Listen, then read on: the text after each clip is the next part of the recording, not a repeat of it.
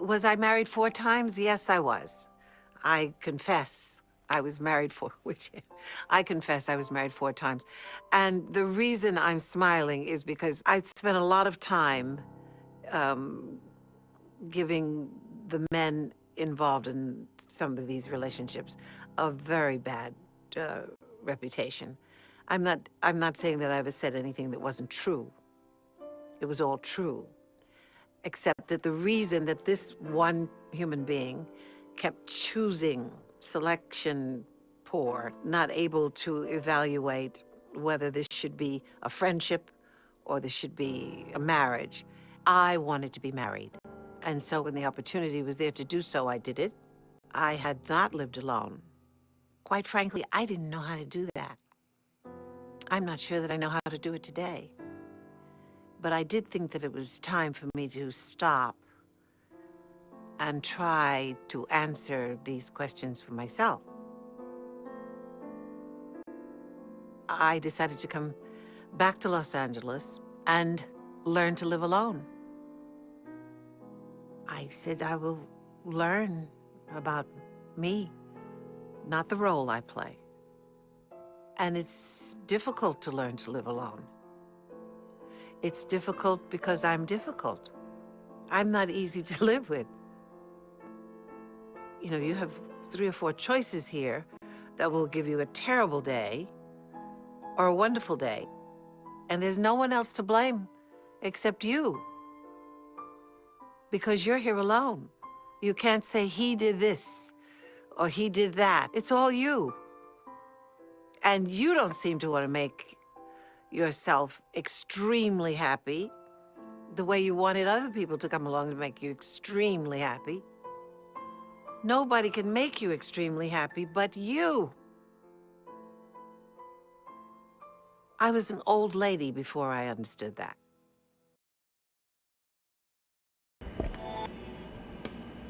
Citizens, how's your spirit? Diane Carroll has definitely got me beat in the age department and the number of partners department, and the inability to be alone. I don't have a problem with it. I have to learn how to be with other people, so to speak.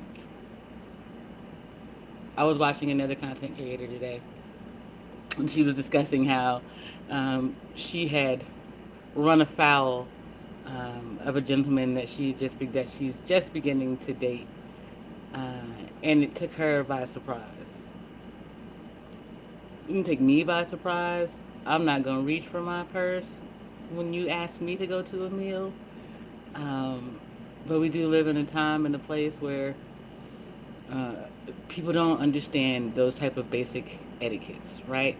Diane Carroll has another video out there where she discusses how uh, people don't accept the classy woman the way that we want to believe that they do. I mean, look at it. Compared to the rest of the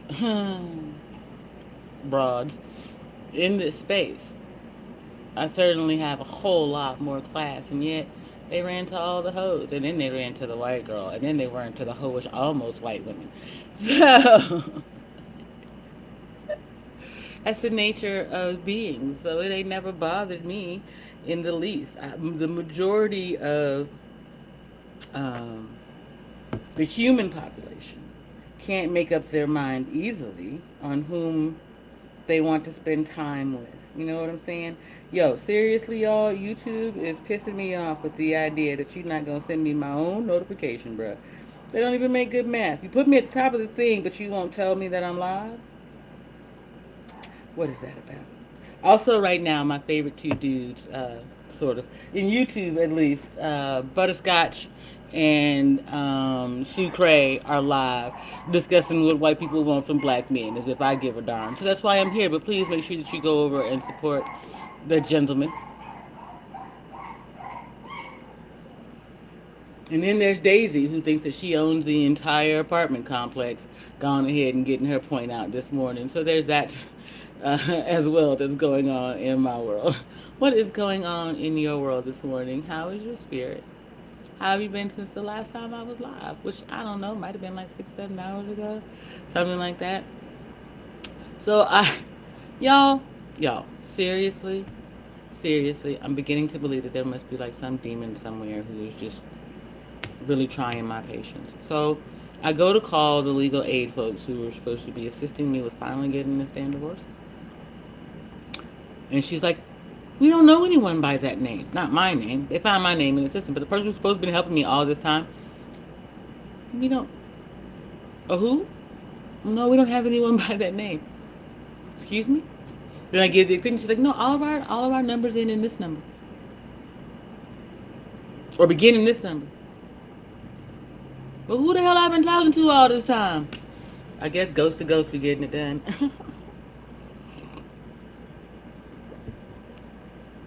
It's one of those days where, excuse me, title is, what does happiness look like to you? Because most people see, as she said, they see happiness through what someone else is going to do for them. And believe me, it's been a while since I've really seen anyone do anything for me. So, how do I make me happy? Well, we've talked about it several times. The question is, how do you make you happy? And does making you happy look the same coming from you as it does coming from someone else? Can you accept that someone wants you to be happy? Can you accept that someone wants to be a part of your happiness? And what does it look like when they are a part of your happiness? Me? Do I have room for someone in my life with all the spiritual plushies? I mean, can I make space somewhere? Certainly. Is space enough, or is someone going to want my entire life? Am I going to have to dedicate everything that I am and everything that I have been to this person? Because they can't accept that I was someone before them, that I was valuable to the world before we ever met, that value doesn't stop just because we met, that it will grow exponentially because of the relationship that we foster. More often than not, what I find, people get jealous. Not of the idea of specifically me going somewhere or someone else wanting whatever, right? People get jealous of the idea that anyone else would want to give me attention or have some of my time. They get jealous as if my time is only theirs when I had hours and hours and hours of my life, years, decades, before we ever met. Why should that change? Why isn't it that the time that I give to them is the most valuable, precious time in both of our lives? And that's what makes everyone else want to witness it and have access to it. So, no, they immediately begin looking for a reason, checking phones and friends and whatever else. People lack trust. People lack faith in the idea, in the reason that they came together in the first place. That no one else can do for the other what brought you two together in the first place.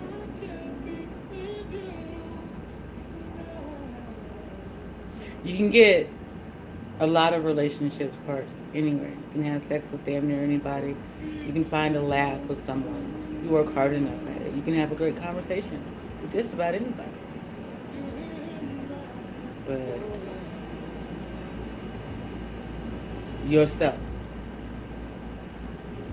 your person, y'all's happiness, that's different. You can only create that with your person. That's a particular type of happiness, in my opinion, that people don't know how to work towards because they spend more time working on what they as individuals think love and happiness is, not getting to the understanding of how you came to be happy together. How, when you all show up in the same space at the same time, you enjoy each other's whatever.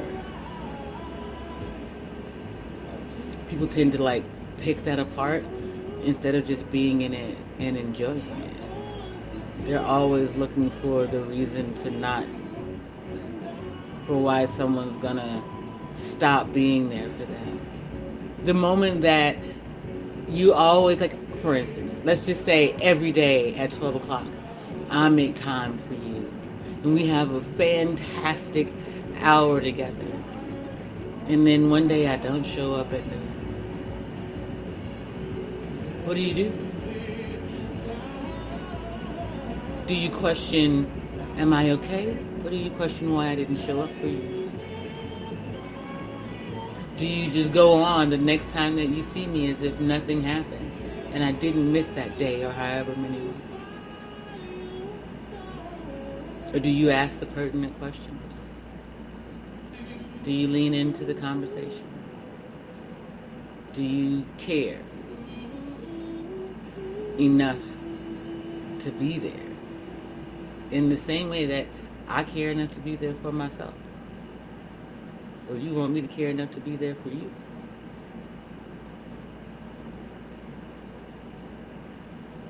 I don't think that people will really get that part.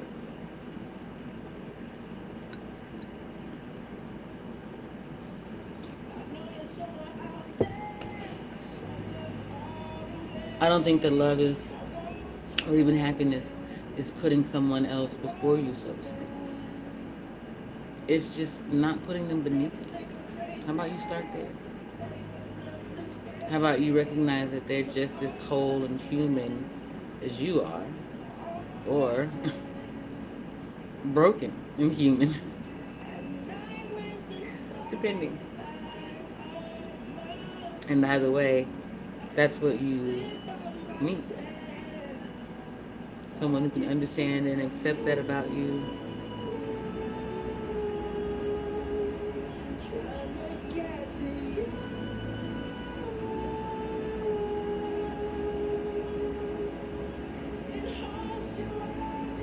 Someone whose happiness comes from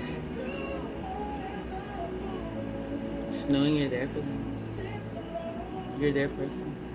And I don't mean that like their own personal happiness, right? What I mean is having you in their life is a part of their happiness. And they're not ashamed to say it.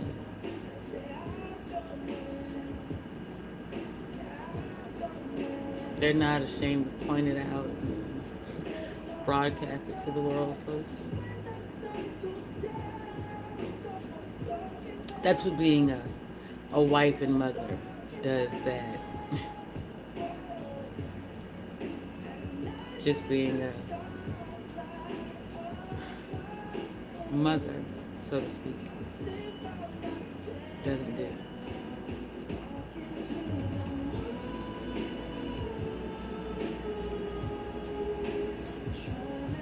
You may have made a baby mama out of you, but what do you make a wife out of you? Give you his last name to broadcast around the world as your own. To say that everything that is created in this name is ours, not just one individual.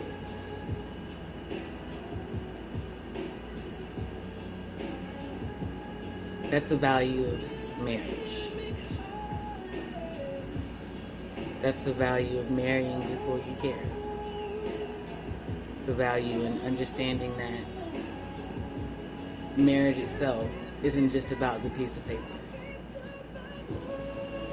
And it's why the piece of paper doesn't really matter at all. Because if all he's ever willing to do is put a baby in you and say, Tadar, look what I did, it's not love. It's not even happiness. It's procreation. That's it. That's all.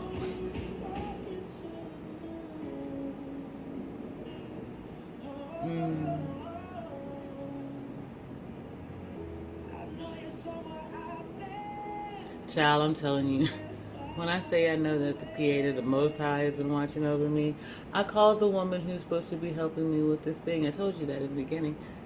And she was like, who you been talking to? That person isn't even in this organization.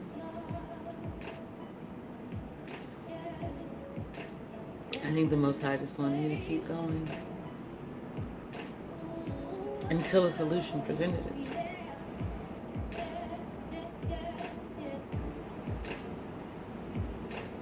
My happiness looks like getting out of this apartment.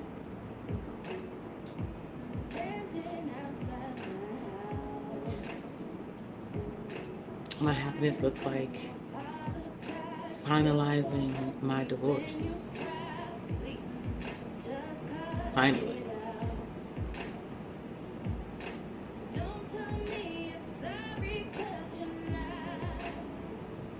My happiness looks like not needing you, but wanting you.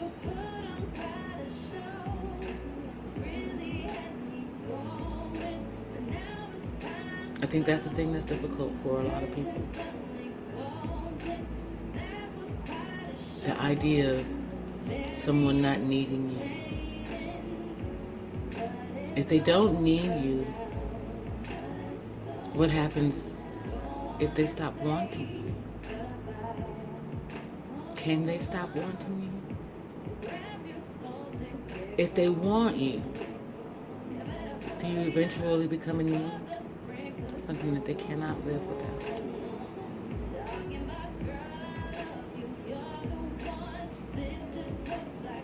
I think that's the final outcome, honestly.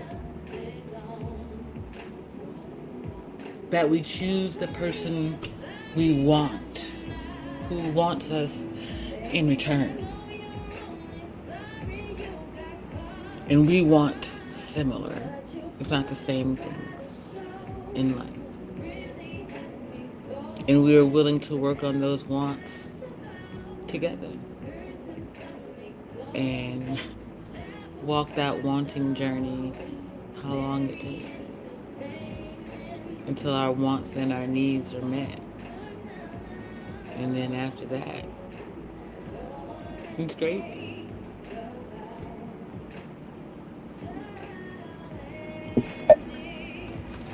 At least in my opinion. Hold on a second, guys. I'm looking for the postman this morning or afternoon.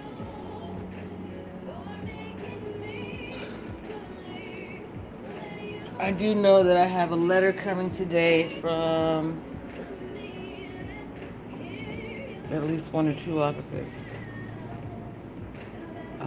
And I want to try to make sure that I get them because this lady just be acting real special and shit.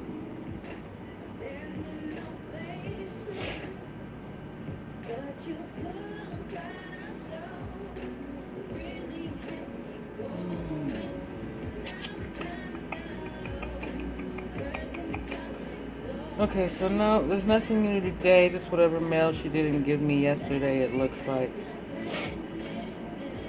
But it's over now.